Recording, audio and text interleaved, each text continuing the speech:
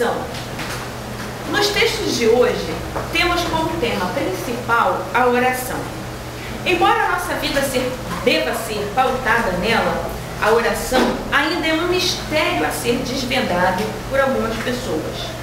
Teçamos então algumas considerações.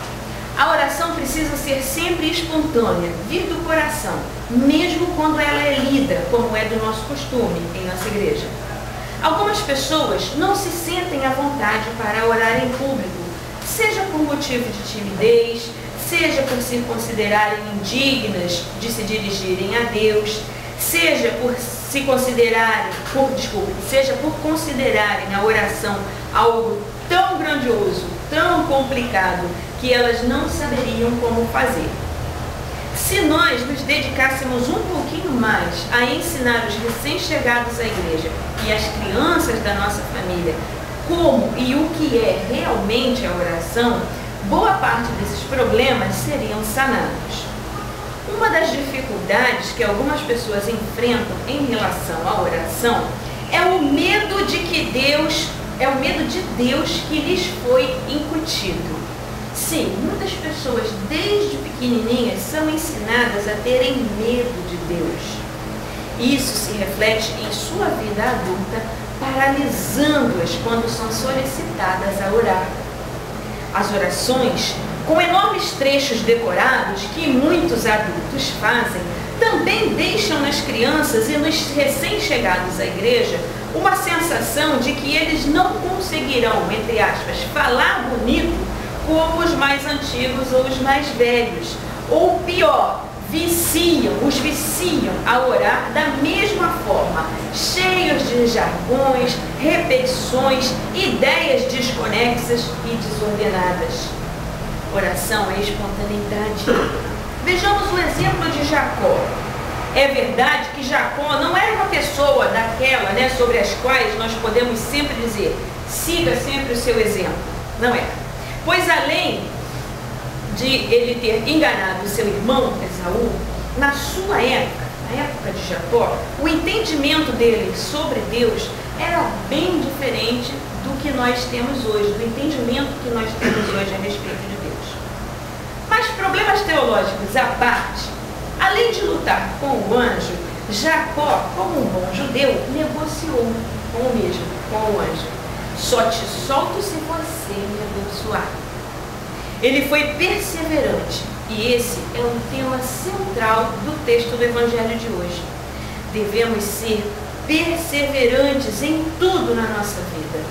Desistir só em último caso e se realmente não houver solução ou percebermos que o nosso desejo não é da vontade de Deus.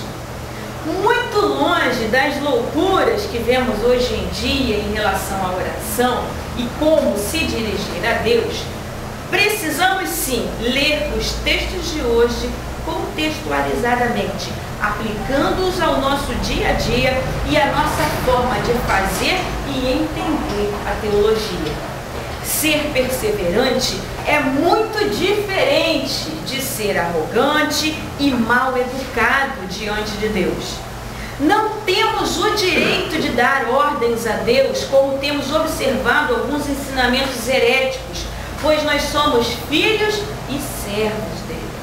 Contudo, podemos sim insistir em oração com temor e tremor, com respeito e reverência.